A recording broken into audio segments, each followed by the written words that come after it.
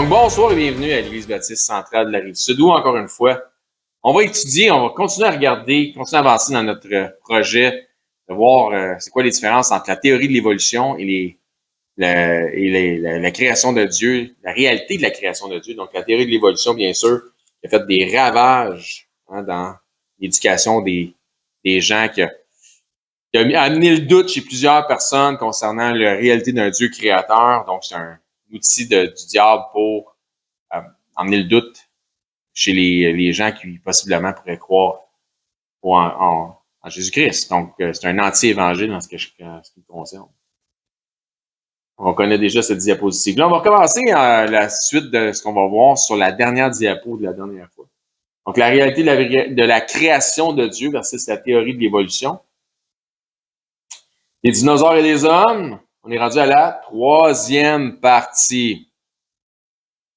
Donc, on a vu ça, on a fait un intermède concernant les œufs, concernant que c'est un phénomène de la création. Les œufs, ça peut pas être le fruit d'une évolution.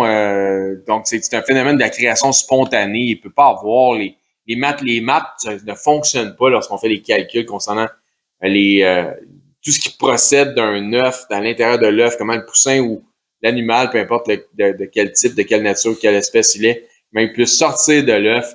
Toutes ces choses-là mises ensemble ne peuvent être le fruit que d'une création spontanée.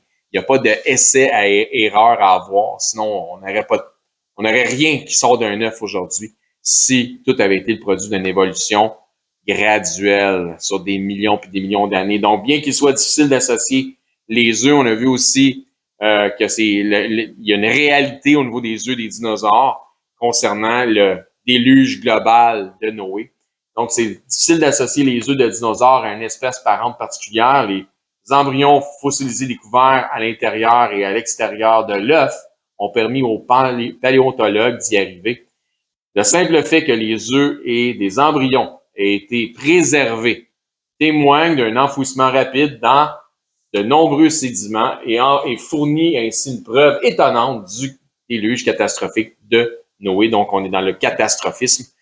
Ce que ça veut dire, c'est donc, il faut comprendre lorsque quelque chose est fossilisé ou qui se pétrifie par fossilisation, il doit être enseveli dans quelque chose, que ce soit avec de la boue, de la vase, mais d'une façon rapide et assez lourd, avec une bonne pression pour faire en sorte que ça reste là. C'est comme si on mettait quelque chose dans du béton, finalement, on coulait du béton par-dessus quelque chose.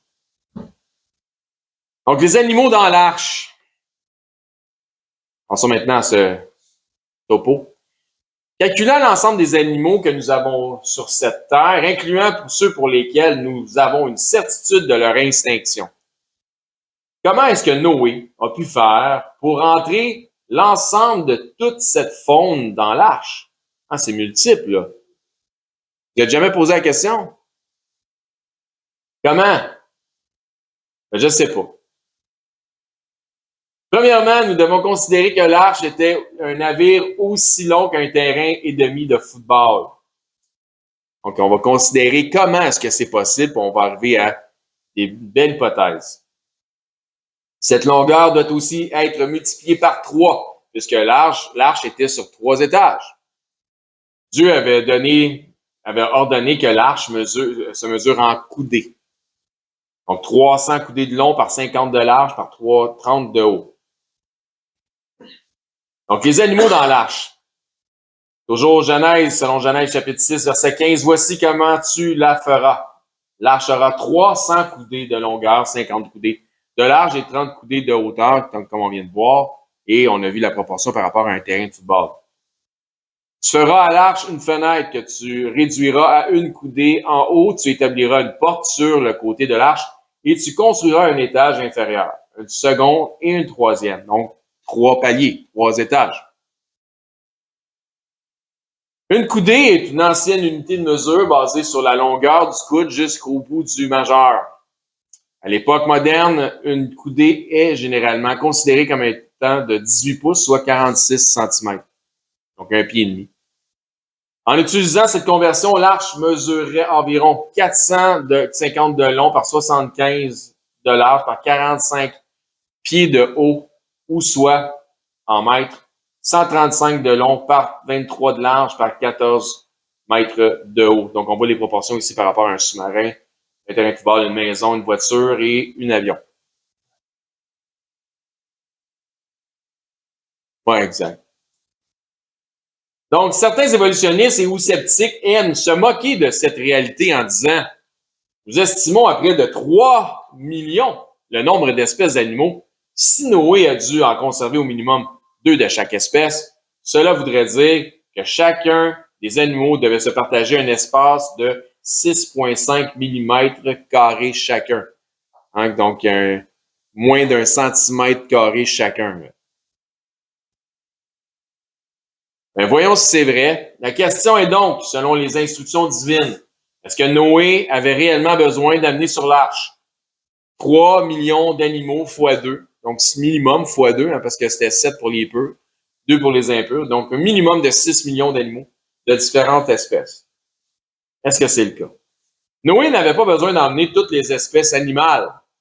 Il lui avait été demandé d'amener toutes les sortes, si on fait une traduction là, littérale, toutes les sortes d'animaux qui ressemblent, ce qui ressemble beaucoup plus au niveau familial de la taxonomie moderne.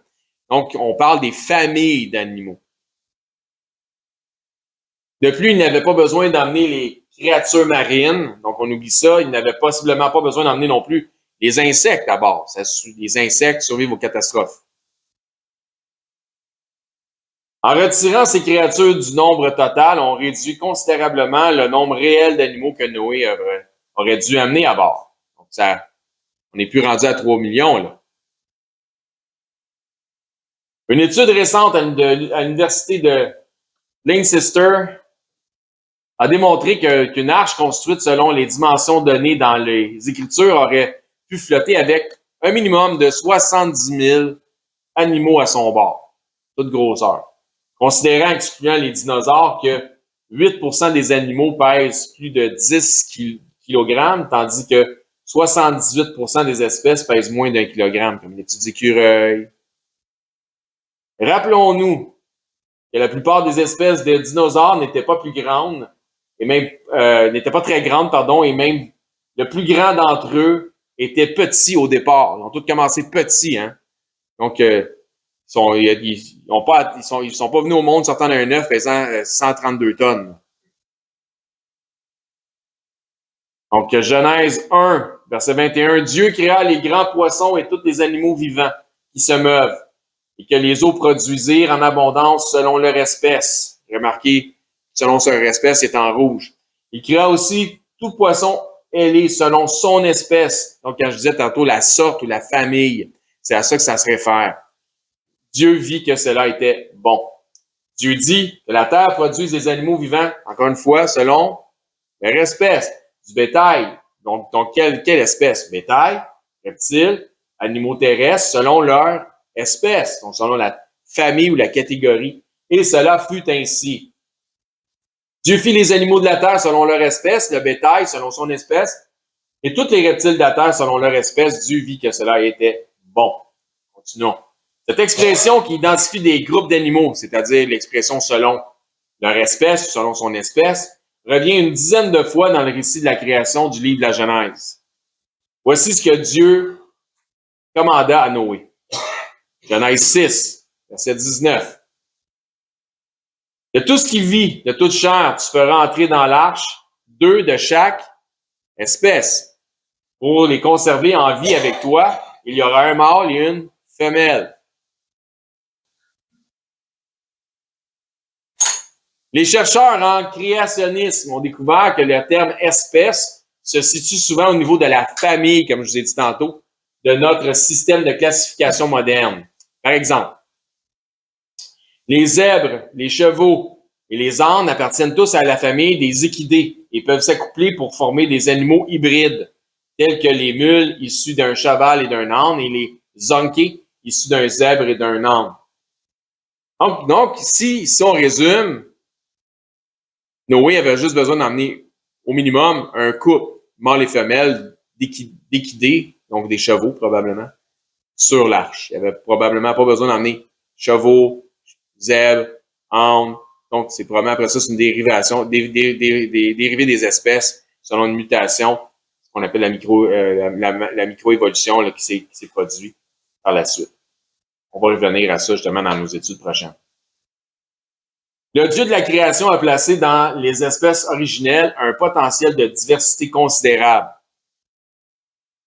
Après le déluge, cette variation originelle altérée par des mutations génétiques et d'autres mécanismes, donc la microévolution, ce que je venais de dire, et ou adaptation génétique, a conduit à la grande diversité des êtres vivants que nous voyons aujourd'hui. Donc, on voit, en fait, ce que vous voyez en bas, c'est la map d'à peu près tout ce qui est canin. Donc, dans le canin, là, tu sais, si on parle juste de ce qui est sauvage, tu as le loup, le coyote, le renard, tu as le dingo, tu as le chien sauvage d'Afrique.